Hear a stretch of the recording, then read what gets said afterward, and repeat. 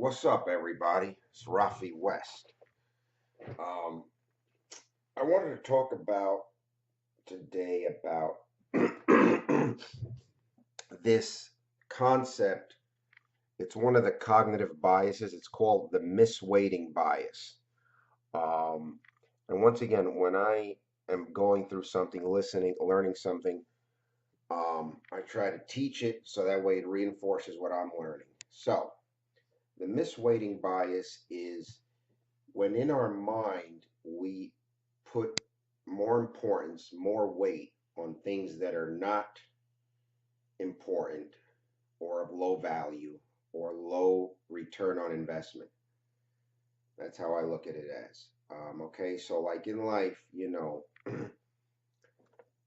I'll try and think of a few examples. Like one example I came up with was, let's say someone drinks all the time and in their city they hear three people have the bubonic plague, three rare cases of the bubonic plague. They're now hospitalized, um, and they are now hospitalized, and the public knows about it. They make a public announcement about it. So someone who's misweighting would put more emphasis on, oh, I'm going to catch the bubonic plague, as opposed to quitting drinking all the time. You're more likely to have health problems, ramifications, have less money from drinking all the time than your chances are of catching the bubonic plague, even if there's a few cases in your city. So the worry, the weight, putting the worry on that and putting absolutely no worry on what's there, the drinking habit, and putting more weight on that and doing something to alter or rectify that, so yeah, misweighting is could also be another example. Like this one's very common. People will go and buy technology stuff or 30 pairs of sneakers, Jordans, let's say, and not there's nothing wrong. Let me make one thing clear. There's nothing wrong with rewarding and having a hobby or collecting something or being a sneakerhead or getting nice things, but not if that's, but it's wrong if that's all you do. So they would get that as opposed to like if you went to a bookstore and there's a book, some books can cost like $80 from some of the greatest minds in the world, Charlie Munger. There's probably other ones like psychologists and stuff. And you tell them you you should buy that book. I think it's a good idea. And they look at it and they see it costs $80 and they go, "Are you crazy?" But then they'll go and spend a few hundred on a pair of Jordans or two or three or a dozen or a whole closet full.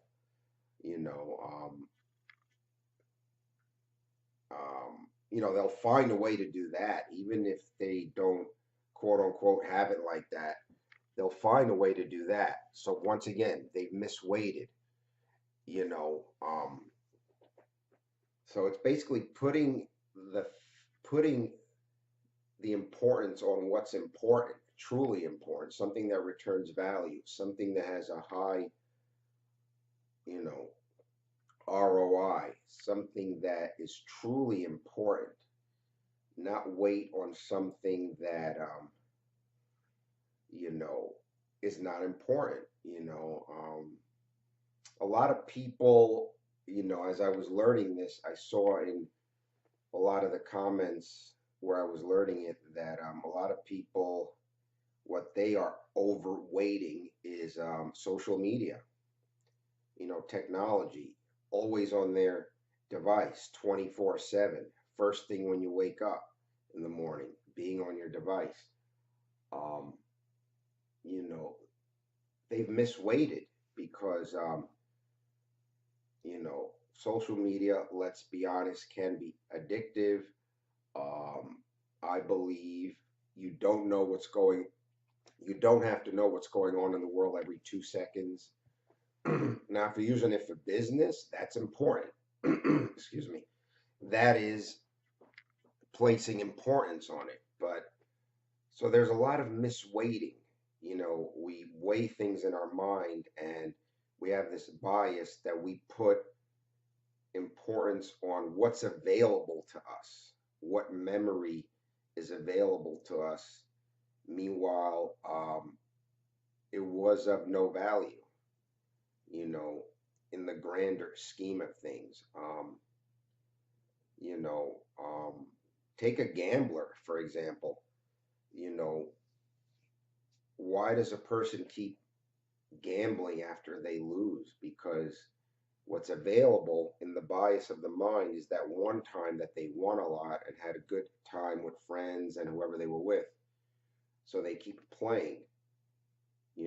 It's misweighted in the mind. The one time that is available has more weight, and the reality and the importance of it has very low weight. So, and this misweighting bias happens to us all, from Einstein right on down. We all have this, and we need to learn to control it. And another way to control it is looking at the data of things and being intelligent enough to trust in the data of things. You know, people say it is fearful to fly. Me too. All of a sudden, I don't like flying. But the data shows that it's the most important, the safest way to travel, more than being on the ground in a car. I think there's a car accident once every 8 seconds or something like that. Um, Flying is the safest. Once again, it's misweighted the factual information against reality. So people put more weight on those things. Some people, they put they some people, not only the Asian, wear masks to not get ill. Oh, I'm not going to get the flu. I don't want to get the flu. I don't want to get the flu. But they have a terrible diet, junky diet. They don't exercise. So, you know, um, they put more weight on that, you know. Um, and we all can think of instances, sometimes I'll have instances myself. I take a lot of supplements. That's not enough. So high weight on supplements, I've talked about on this channel, ashwagandha, things like that to increase testosterone, feel good stuff, all that. And then less weight on actual exercising often enough. So, you know, um, so the misweighting bias, we have to be aware of it. We have to control it. We have to look for factual information, think of things that are going to create value, especially looking down the road a little bit in the long term, create value, good return on investment, and that are truly important, not what we heard from the media. The media likes to feed us what should be important, what's right, not the media, not anything like that. We ourselves have to find what's important. So be careful of the misweighting bias.